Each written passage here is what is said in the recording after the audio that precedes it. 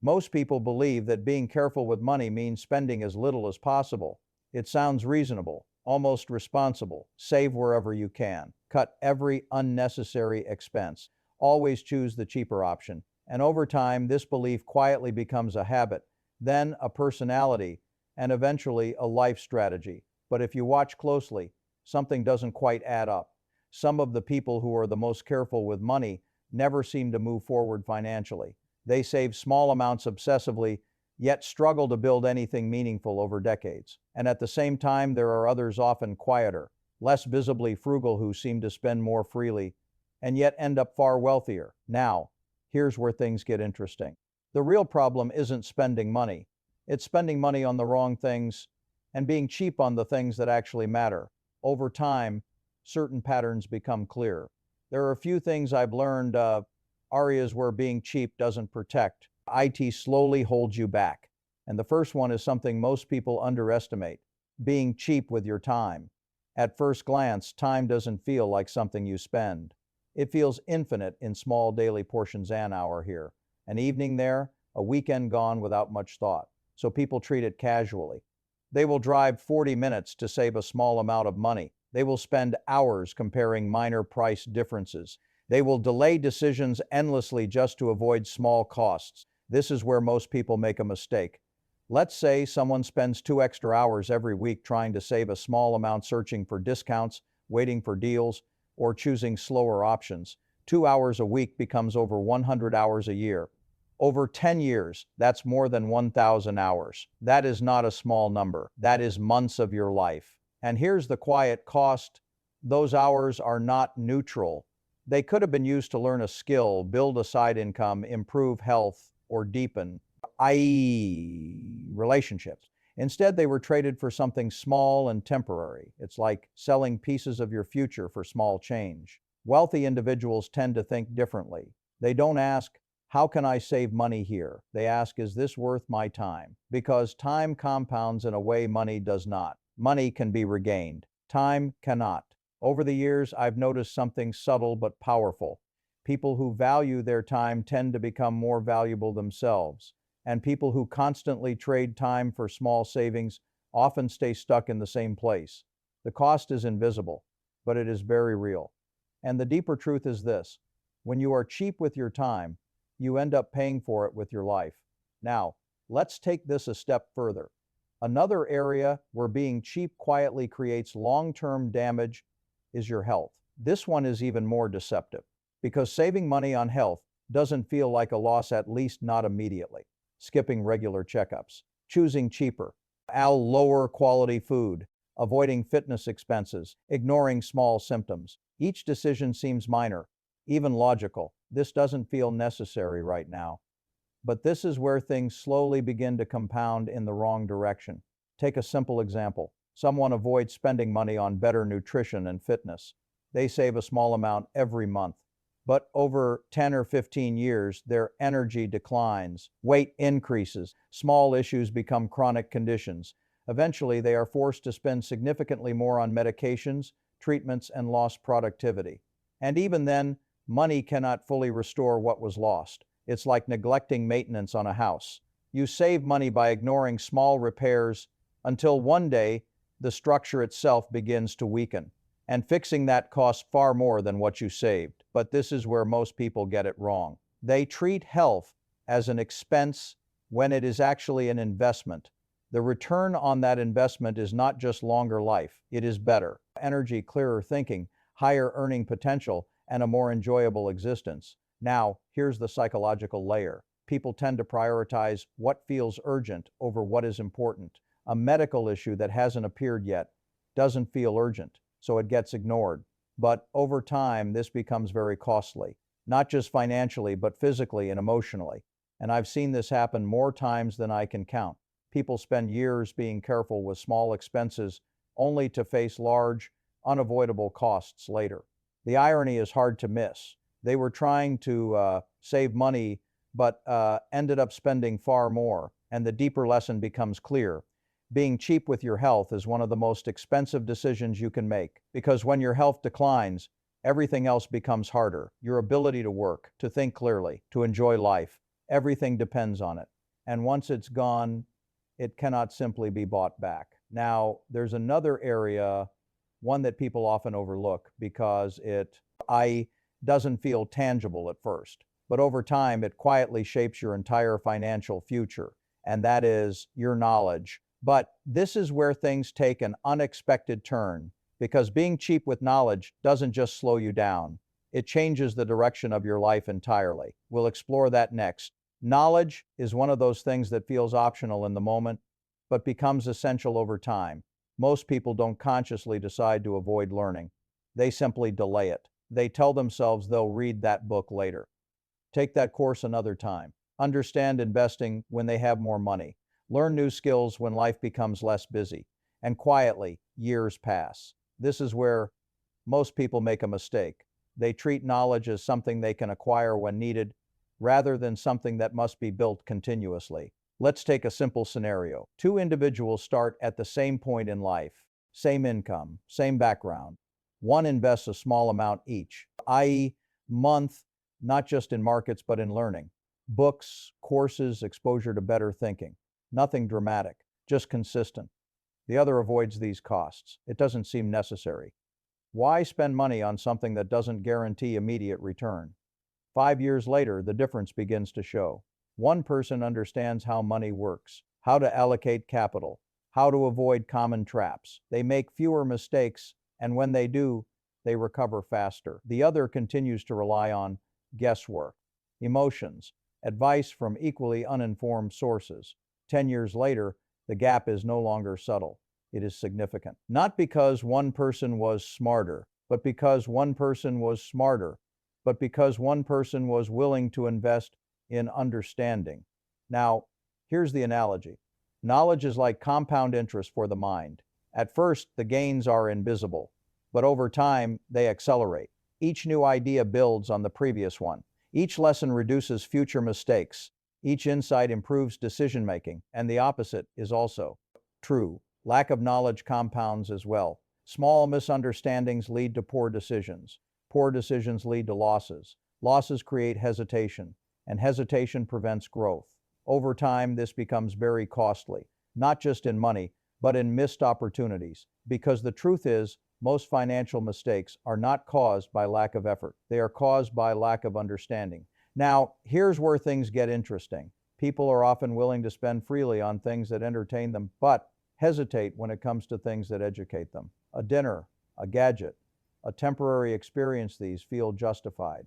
But a book, a course, or mentorship, suddenly it feels expensive.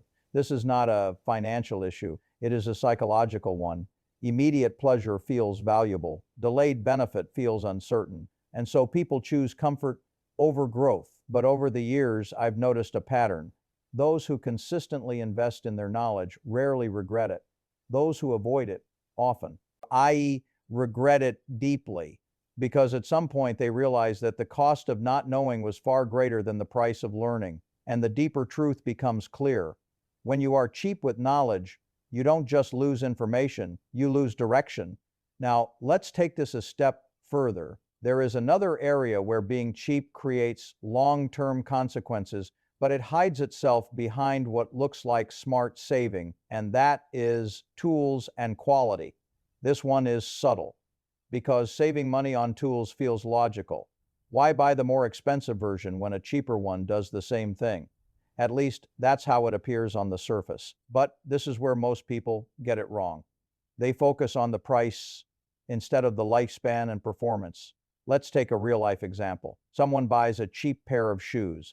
It saves money up front, but within months, they wear out. They become uncomfortable. They need to be replaced. Over several years, they end up buying multiple pairs. Meanwhile, someone else buys a higher quality pair, more expensive initially, but durable, comfortable, and long-lasting. Over time, they spend less and experience more value. Now expand this idea. Tools for your work, technology you rely on, even everyday items you use constantly. When you choose low quality, you don't just lose money, you lose efficiency, you lose time, you increase frustration. And those small inefficiencies compound. It's like trying to build a house with weak tools. You can still build it, but it takes longer, requires more effort, and often leads to poorer results. Now, here's the psychological layer. People often associate higher price with risk. What if it's not worth it? So they choose the cheaper option to avoid regret.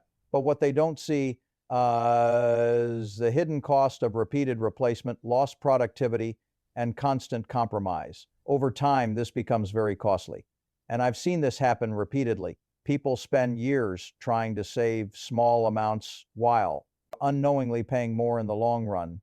But this is where things shift. Wealthy individuals tend to think in terms of value, not price. They ask, how long will this last? How well will this perform? What is the total cost over time?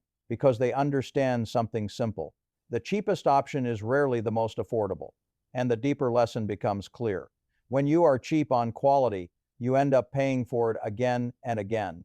Now, there's another area, one that doesn't show up on receipts, but influences nearly every outcome in your life, and that is your relationships. But this is where the story becomes even more important, because being cheap here doesn't just cost money, it changes who you become. We'll explore that next.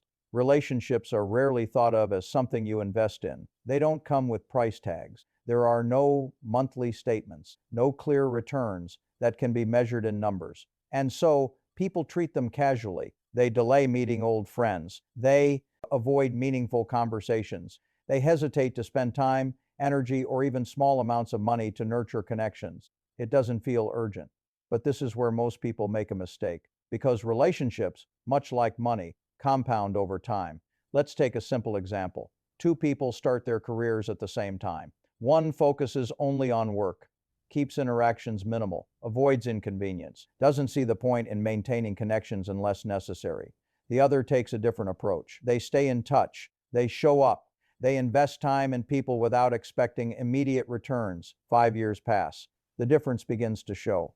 One person has a limited circle, mostly transactional. The other has a network built on trust and familiarity. 10 years later, the gap becomes undeniable. Opportunities, introductions, partnerships, these don't appear randomly. They flow through people. Now, here's the analogy. Relationships are like seeds planted quietly over time. You don't see results immediately, but years later, they grow into something that can support you in ways you never anticipated. And the opposite is also true. Neglected relationships don't stay neutral. They fade. And once they're gone, they are difficult, sometimes impossible to rebuild in the same way. Now, here's where things get interesting. Being cheap in relationships doesn't always mean money. It means withholding time, attention, effort.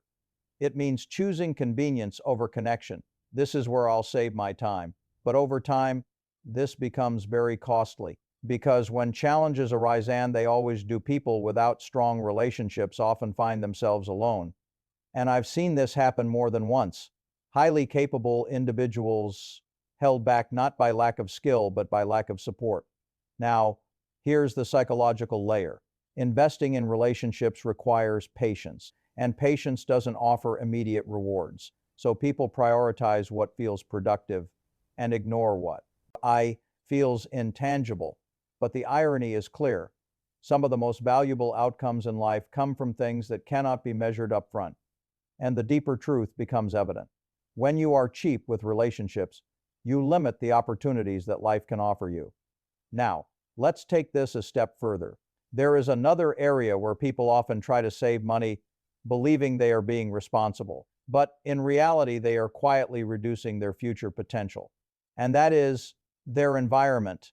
This one is subtle, because environment doesn't feel like a financial decision. It feels like a circumstance: where you live, where you work, who you are surrounded by. People often choose the cheapest option available: a cheaper neighborhood, a less inspiring workspace, an environment that feels good enough. And on the surface, this seems like smart saving. But this is where most people get it wrong. Environment shapes behavior more than discipline ever will. Let's take a real-life scenario. IEB. Imagine someone working in a space filled with distractions, noise, low standards, limited ambition. Even if they are motivated, over time, their energy begins to match their surroundings. Now compare that to someone in a focused, growth-oriented environment where people are building, learning, improving. The difference is not just external, it becomes internal. Now, here's the analogy. Environment is like the soil in which you grow. You can have the best intentions, but if the soil is poor, growth becomes difficult. And if the soil is rich, growth becomes natural. Now, here's the logical explanation. If a better environment increases your productivity, your thinking, and your opportunities even slightly, that effect compounds over years. A small increase in output, repeated daily, becomes a large difference over time. But if your environment constantly slows you down, distracts you, or limits your thinking, that cost also compounds, quietly, persistently. Over time, this becomes very costly. Now, here's the psychological layer. People underestimate the influence of their surroundings because it feels invisible. You're in control, they tell themselves. But behavior is rarely shaped by willpower alone. It is shaped by context. And I've seen this happen again and again. People trying to change their lives while staying in environments that pull them back, and eventually they settle. Not because they lack ability, but because they underestimated the cost of where they were. And the deeper lesson becomes clear. When you are cheap with your environment, you quietly limit what you can become. Now, here's where things take an unexpected turn, because there is one final area, one that seems harmless, even sensible, but over time, it may be the most expensive of them all. And that is your peace of mind. We'll explore that next. Continue. Part 4. Peace of mind is rarely treated as something that requires investment. It is often seen as something you either have, are, or you don't. So people make decisions based purely on cost, convenience, or short-term gain without considering how those decisions will feel over time. They choose the cheaper option, even if it comes with uncertainty. They delay insurance, avoid professional advice, ignore small risks, and on the surface, it all seems reasonable. Nothing bad has happened yet. So the savings feel justified. But this is where most people get it wrong, because peace of mind is not about what is happening today. It is about what could happen tomorrow, and whether you are prepared for it. Let's take a simple example. Two individuals manage their finances differently. One avoids certain costs, insurance, legal guidance, financial planning. It feels unnecessary. Why pay for something you might not use? The other takes a more deliberate approach. They spend a little more to reduce uncertainty, to protect against unlikely but impactful events. For a while, both lives look the same. Nothing goes wrong. And I may even seem like the first person made the smarter choice. But then something unexpected happens. An illness, a financial disruption, a legal complication, and suddenly the difference becomes clear. One person faces the situation with preparation. The other faces it with stress, urgency, and limited options.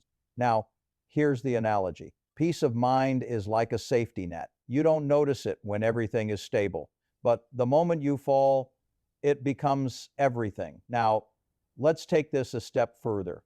Even when nothing goes wrong, the absence of peace of mind has a cost. It shows up in small ways. Constant worry, hesitation in decisions, difficulty focusing. It drains energy slowly but consistently. And over time, this becomes very costly because a distracted mind rarely makes good decisions, and poor decisions compound.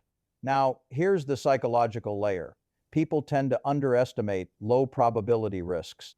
If it hasn't happened yet, it probably won't. But life doesn't operate on recent memory. It operates on probability, and over a long enough timeline, unlikely events become inevitable. I've seen this happen many times. People avoid small protective costs for years, only to face large, unavoidable consequences later. The irony is familiar. They were trying to save money, but ended up paying far more. And the deeper truth becomes clear. When you are cheap with your peace of mind, you invite expensive uncertainty into your life. Now, let's take this a step further, because there is one final layer to all of this, something that quietly connects everything we've talked about. It's not just about time, health, knowledge, quality, relationships, environment, or peace of mind individually. It's about how you think, because at the core of all these decisions is a mindset. Average thinking focuses on minimizing cost. Smart thinking focuses on maximizing value over time. This is the shift. And it is not dramatic. It doesn't require sudden wealth, intelligence, or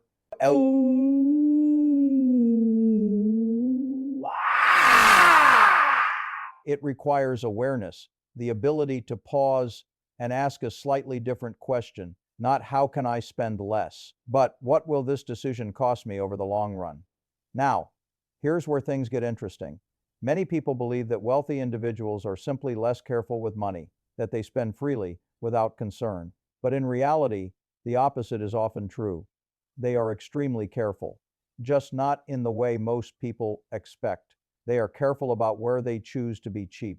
They will negotiate on things that don't matter. They will wait on things that don't create value. But on the things that shape their future, they are willing to spend time, health, knowledge, quality, relationships, environment, peace of mind, because they understand something that is easy to overlook.